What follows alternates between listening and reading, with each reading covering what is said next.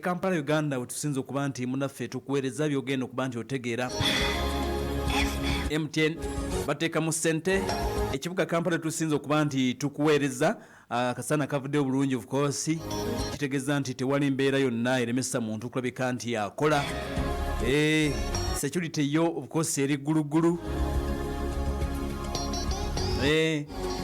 security eri gulugulu bwe mba nkozeseza enjogera yammwe ya bulijjo anti mu buyita obusajja kwe buli ku street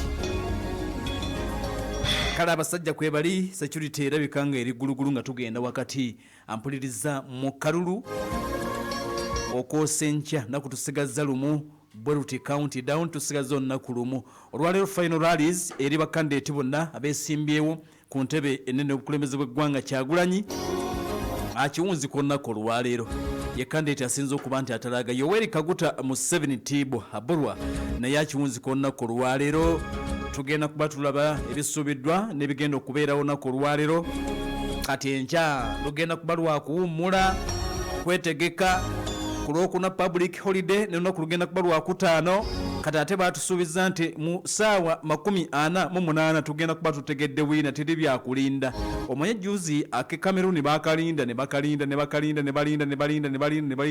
n'essuubire ne baggwamu ab'oludda oluvuganya gavumenti bo ne bagamba nti akatugira twerangirira kati kano teri byakulinda nnyo isi yetegese mu ngeri gy'otalabangako era ndowooza ejja kuba etaddewo likodi kubanga tekalangirirwangako mu ssaawa 48 naye kano kagenda kulangirirwa mu ssaawa 48 that is nga tugendedde ku bigambo byakulira akakiiko k'ebyokulonda omulamuzi Simon Byabakama kale byonna tubirina ebya final rallies tugenda kuba tubifuna mu maaso awo wabula eri mu ddwaniro eggwanga ettibwa lya America nako olwaleero meeting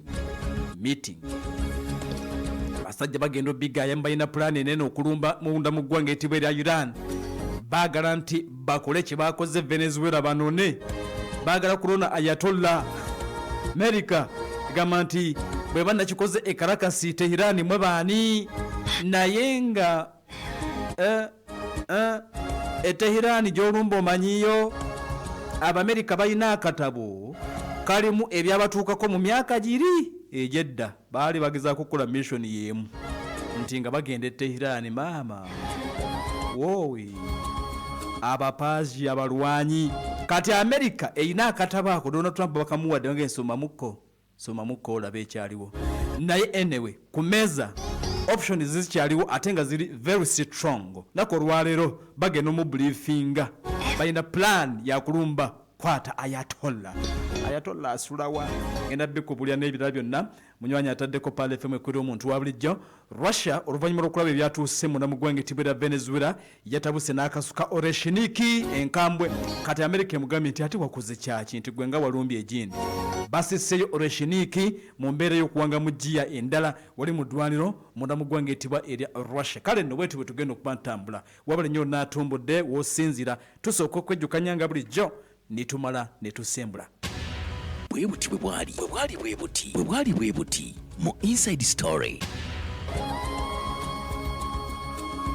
bwali baruti mu the inside story ziri ennaku z'omwezi 13 omwezi gwa luberebere January omwaka 2026 magambye nti tusigaza olunaku luli lumu bweruti lwanca ate ngera lugenda kuba lwa kuwummuza campaign zikumonako olwaleero ku Lwokuna kulonda wabula nga January 13 era olunaku lwe 13 olw'omwaka guba gusigaza ennaku 352 zokka ogenda maaso n'okuba nti munnange guggwako tujjukira emyaka 5 egyemazeeko bikandi gitawo era omukulembeze w'eggwanga lya America Donald Trump yali awangudde omukalulu akaali kakubiddwa mwaka 2020 omwezi ogwa November bagenda maaso n'okubika nti mumukolako impeachment ey'okubiri okumugyamu obuyinza emisango egyamusinga incitement of insurrection bwe yagenda maaso n'okubika nti akunga bannansi ab'eggwanga ettibwa lya America wakati mugenda maaso n'okuteekawo embeera nga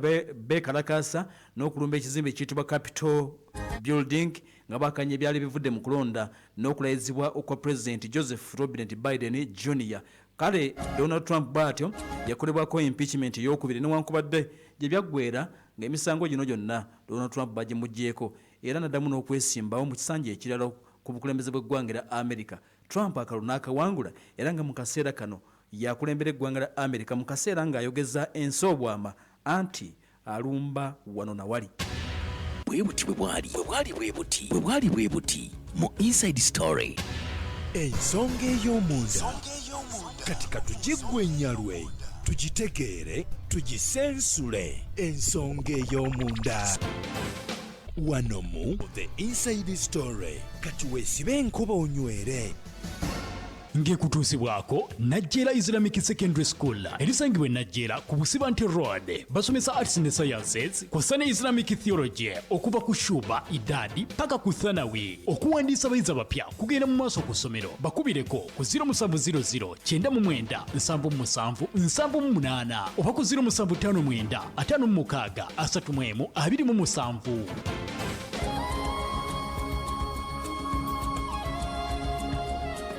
Ekkuleeta omuntu wa bulijjo wabula nnyo munywanyi wonna w'osinza okuba nti otombodde kakati katandikire ku musajja ayitibwa Donald Trump yeefudde bize ekyenkanidde awo ayagala ebyafaayo bigende maaso n'okuleka nti boolyawo bimujjukira nti yalumba ekalakasi n'akwata omukulembeze eggwanga Nicolas Maduro n'amutwala paka munda mu ggwanga lya America era ali mu kooti. Kakati era musajja mukulu y'omu America baagala okukola ebyafaayo bagende bakole ekitakoleka nga balumba eggwanga ettibwa erya Iran era tegedde nti ku mulundi guno baagala era kukwata musajja mukulu. Yes, baagala okukwata musajja mukulu gwe bayita Ayatollah Ali Khamenei. Gavumenti bagende maaso n'okuba nti bagiwunzika mbeera nga bwetambula. Omukulembeze eggwanga lya America niwe bukeeredde olunaku olwaleero ye Donald Trump ng'akiggumiza ng'agamba nti ku mmeeza kikyaliko kikyasoboka. Abamerika bakyabala bagamba nti tukyasobola okulumba eggwanga erettibwa erya Iran. Ffe temutunyumiza mbu bakambwe ebyo tunyumiza nti bagenda kukuba beese zaffe ez'amagye.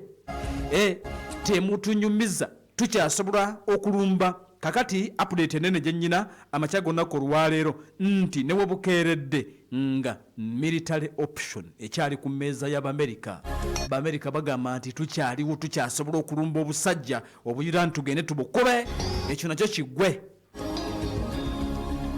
Kati Donald Trump agambye nti US agambye mu mbeera y'okwewaana agambye nti US is locked and loaded and ready. Akozesa ebigambo bisatu.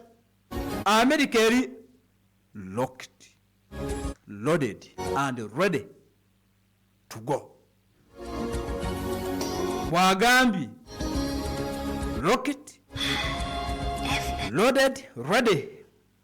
Baagala kulumba ggwanga ettibwa erya Iran. Era sekuritale oba omwogezi w'amawulire rather omuwandiisi wa State House, in fact munnamawulire owa White House bamuyita Caroline Levitt ategeeza n'agamba nti bannamule badde bamubuuza nti waayi kiri kitya mugenda kulumba Tehran essaawa yonna. Agambye nti nobody knows, tewali amanyi essaawa eno what President Trump is going to do except President Trump teri amanyi kyagenda kukola okujjako ye yekka yakimanyi. Tewali akimanyi okujjako ye yekka. Kaakati eggwanga lya America bwe lituba liri. Omwogezi wa White House agambye nti naffe tetumanyi tuli wano naye yekka ateekwa okuba nga yakimanyi. America esigadde wagaga egamba nti tukyasobola naye tutegedde nti mu byonna pulaani ennene yakugenda bakole. America nti mu byonna byalina mulimu kugenda okukuba Iran naye mulimu ne kino ekyokugezaako okukola kye baakoze kalakasi bagende bakwate omukulu yennyini gwe bayita Ayatollah Said Ali Khamenei. Kiri ku mmeeza baagala okugenda maaso n'okuba nti bakikola.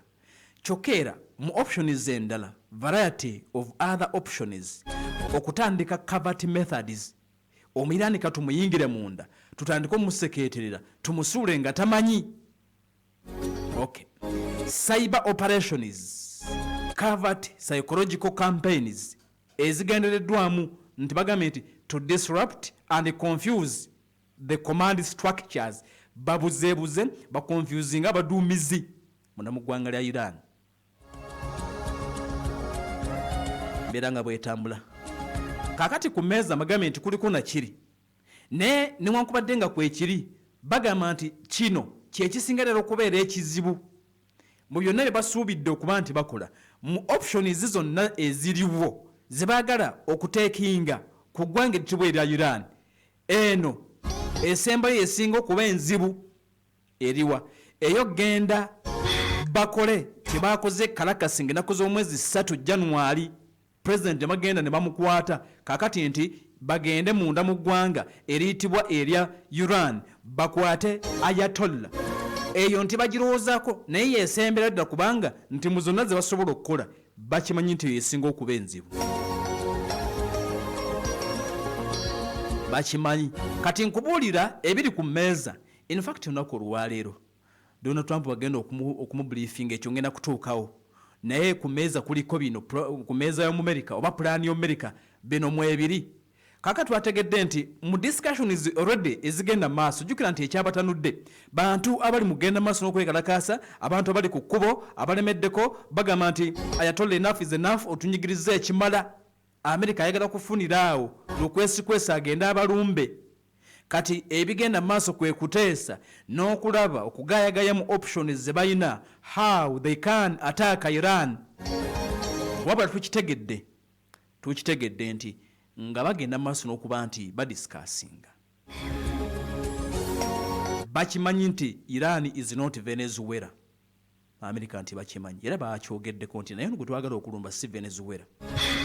Era bakimanyi nti the Islamic Republic of Iran is a battle-hardened regime. Mu discussions ekyo ekigambo bakitaddeko wansi akasitaze bakisazizzaako bategeeza bagamba nti kituufu baagala okulumba naye bakimanyi nti gye bagenda okulumba balumba regime eri battle-hardened. Omuntu obo bagamba nti yali battle-hardened ye muntu omulwanyi namige, omuntu alwanye ebbanga, omuntu atatya biduduma ye muntu ng'ali battle-hardened ng'abaddeko ng'alabye byalabye ng'ali battle-hardened yoyo. Kati nti gavumenti gye baagala okulumba bakimanyi eri battle-hardened okusinga Venezuela. Abe Venezuela baali baana kati bagenda okulumba noba baagala okulumba abasajja abali battle-hardened abeesunga n'okulwana.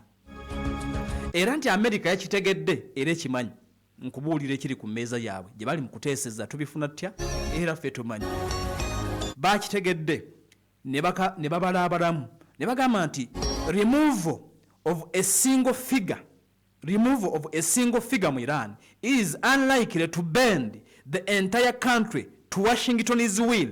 Abamerika bakitegedde era bakimanyi nti okujjawo figure emu bweti kabeere Ayatollah kirabika nga tekisobola kumenya Iran era tebasobola kukkiriza ne bw'okwata Ayatollah n'omugjawo abasigadde basigala bafaafaagala naawe paka lasiti.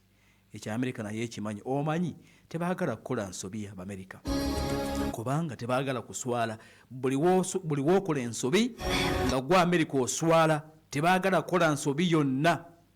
N'olwekyo balina okumakinga sure nti buli kintu bakidisikasinze bulungi buli step bagiteekinze. Kati ekyo bakitegedde ne bagamba nti Abamerika bakimanyi nti ne bw'ogenda n'okwata Ayatollah n'omugjawo Iran luba terunaggwa.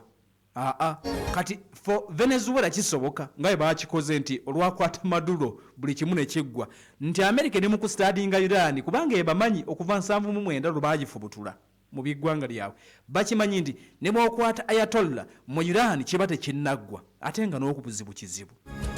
Kakati naye ekirala bagambye nti Donald Trump bamuleetedde akatabo badisikasinga bali ku mmeeza n'olwaleero bagenda kwongera okwogera Abamerika tetumanyi kigenda kuvaamu naye kakati nkubuulira ebiriwo. Donald Trump bamugambye bamuleetedde akatabo ak'omwaka 1998 ku mulembe ogwo era yakulembera America baali bamuyita President Jimmy Carter yali mu buyinza. America yagezaako okukola rescue mission munda mu ggwanga eritibwa erya Iran ng'egezaako okutaasa Abamerika baali bawambiddwa mu Iran. Waali wayise emyaka 10 gyokka nga Islamic Republic bakafuna revolution oba enkyukakyuka ez'omuggundu nga wayise emyaka gyalinga 11 gyokka kubanga in fact ndowooza gwali omwaka gumu that is 1998 kubanga enkyukakyuka ez'omuggundu zaali za mwaka 1979 kati Iran nga bakamala okwezza eggwanga nga balina Ayatollah oli eyasooka America neyagala ekole mission eyokola bakole rescue mission okununula abahostages America abaali bagenze maaso n'okuba nti ampuliriza bawambibwa wabula ku mulundi ogwo basanga Abayirani beetegese bulungi era ekyatuuka ku basajja abayitibwa Abamerika 1908 America esooba egende ekole mission bwetyo munda mu ggwanga eritibwa erya Iran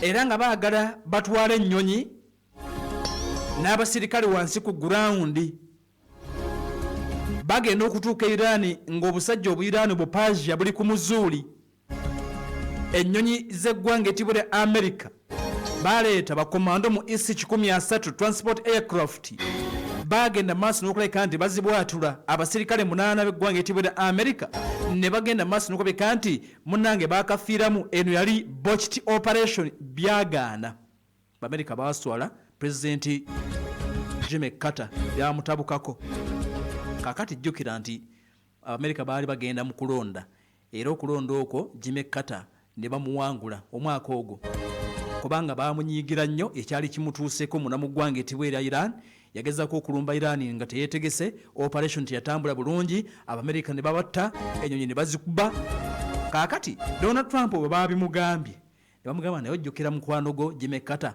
yakulemberako Amerika eno mukulembeze munno era n'agenda ebintu ne bitambula bubi omanyi obutabo babusoma kati oyo akapande ka Iran yasoma kafu mu kaseera ako n'alumba yasanga Abayirani beeteeseteese kakati Trump bamubuuzizza ku ekyo n'agamba nti I don't know that he would have won the elections simanyi oluvannyuma lw'ekyo ekyatuukawo oba yali ayinza okuwangula akalulu omanyi ebiseera ebisinga tubagamba nti akalulu k'eggwanga lya America tebakawangulira mu America akalulu k'omu America bakawangula okoze eki ku international level kubanga bo bakkiriza nti ensi eyaabwe ebintu erina bikolera bweru si munda mu ggwanga etibwa erya America kaakati Trump n'akkiriza n'agamba nti ebyaddala yali talina chance ewangula kalulu nga bamaze omukola kye baamukola mu mwaka 1908 Bayirani kakati eggwanga lya America baagala okukola ekyefaanaanyirizaako nti bagende bakole mission bwetyo ng'eggwanga lino tebalitabangudde nti bagende balikube mu lutalo kubanga nti olutalo luyinza okubeera olunene bagende bakwate omusajja omu bw'ati bamusikewo nga bwe basseewo Maduro wabula bajjukira n'ebyatuuka ku Bamerika baagezako okuyingira munda mu ggwanga eryo kyokka again kino kikolebwa nga Iran bagiwadde emyaka kumpi egisoma mu 40 ng'egenda maaso n'okuba nti yeeteekateeka nga Abamerika Abayirani bali mu kuwenyweza mu mbeera emu oba endala kati ekibuuzo kiri nti America esobola okuyingira mu Iran akadde kano n'ekirala nti wabaddewo credit eweereddwa omukulembeze wa America abasajja bayitibwa abe Venezuela bamaliriza kati ate abadde ataasizza ku ntalo ng'azimiriddemu wakati ne ziggwa singa akola ensobi n'agenda munda mu ggwanga lya Iran byonna byabadde akoze biyinza okuyiika kale tetunnagamba nti America tegenda kulumba Iran wabula mbagambye nti bagenda kwetaaga discussions ennene ddala okusalawo kulina okubeera nga kunene gye balaga obusajja buwaga minisita wa nsonga za bweru wa ggwanga Abbas Araghchi azzeemu n'agamba America bw'oba yagala kutesitinga lutalo we are here Abbas Araghchi ekiri latest agambye nti bwe muba nga mwagala kutesitinga lutalo ffe weetuli Abayirani tebagookangako tebakankanangako osobola balumba naye mbagambye nti America yakitegedde era ekimanyi n'okusinga ffe nti balumba regime eri battle hardened kaka kitegeeza nti sebijja kuba biri byaluli ebya Venezuela nedda ono mulala kakati n'olunaku olwaleero meeting egenda kutuula Trump agenda kuba abuulira administration ye bagambye nti bakyakiriko wabula bagenda kubongera okuba nti bamubuulira naye tutegedde nti vice president w'eggwanga gwe bayita J.D. Vance y'omu kubali mu kugamba mukama we J.D. Vance ye nti tawagira kyakulumba Iran J.D. Vance vice president wa America ye amaze okugamba nti bannange ebyokulumba Iran twandibadde tulaba engeri endala naye ebyokulumba Iran nedda. Kakati mu byonna ekitanula America okwagala okulumba abasajja bano abayitibwa aba Iran bebeekarakasi abakyagenda maaso n'okuba nti munnange bataddewo embeera munda mu ggwanga lya Iran bongera okuba nti beekarakasa mu ngeri y'omutawaana nnyonnyini ddala mutwalo bamaze okulabika nti bakwatibwa songa 500 kigamba okuba nti bafu bajjo. Iran egamba nti buli aneekarakasa mu ngeri emenya amateeka ajja kulabika nti oba oli abamukolako ng'amateeka bwegalagira. Kaakati Iran okulaga nti yo teetabye Dodoma onaako ampuliriza olwaleero balina omwekalakasi gwe bagenda okuteeka ku kalabba. Omwekalakasi asookedde ddala bamuyita Irfan Sultan myaka 26 egy'obukulu bamukutte ku lunaku lwabadde lwa 6. Gavumenti emulumiriza nti yabadde atagetinga okutta abantu n'okukola effujjo. Jjukira Iran egamba nti waliwo abantu abakwasiddwa emmundu abagezaako okoleka nti bakyankalanya eggwanga bagenda kumuvunaana omusango ogw'oggula olutalo ku Katonda. Iran egenda kuvunaana omusajja wuno bamaze okulabika nti bamukwata era agenda kalabba olwaleero kwekalakasa. Iran etandise okwagala obateeka kalabba jjukira nti bamulabudde tokwata kubeekalakasa. Kaakati ng'ogyeko nti ebitaano ebyakattibwa abayani tebasaaga omwekalakasa agenda kalabba emisango gye bamuvunaanye bamutaddeko omusango waging war against God. Yaggudde olutalo ku Katonda era ekibonerezo ekyo munda mu ggwanga erya Iran punishment yakyo ebeera kuttibwa kabeera kalabba. Bamukwatire mu kibuga ekiyitibwa Farudis okuliraana Tehran ne bamuvunaana omwekalakasa asooka leero kalabba. Abaana tebasaaga bagenda kumuteeka kalabba kugula lutalo ku Katonda. Amukutte ku lw'omukaaga nga yeekalakasa. Kati Iran mukulaga nti etidde egenda kutuga omwekalakasa olunaku olwaleero nga bamulanga okugula olutalo ku Katonda. Nepal FM ensonga ey'omunda katika tugigwe Nyalwe tugitegeere tugisensule ensonga ey'omunda wano mu The Inside Story. Kati weesibe enkuba onywere. ng'ekutuusibwako Najjera Islamic Secondary School erisangibwa e Najjera ku Busibante Road basomesa arts ne sciences kw'ossa ne Islamic theology okuva ku shuba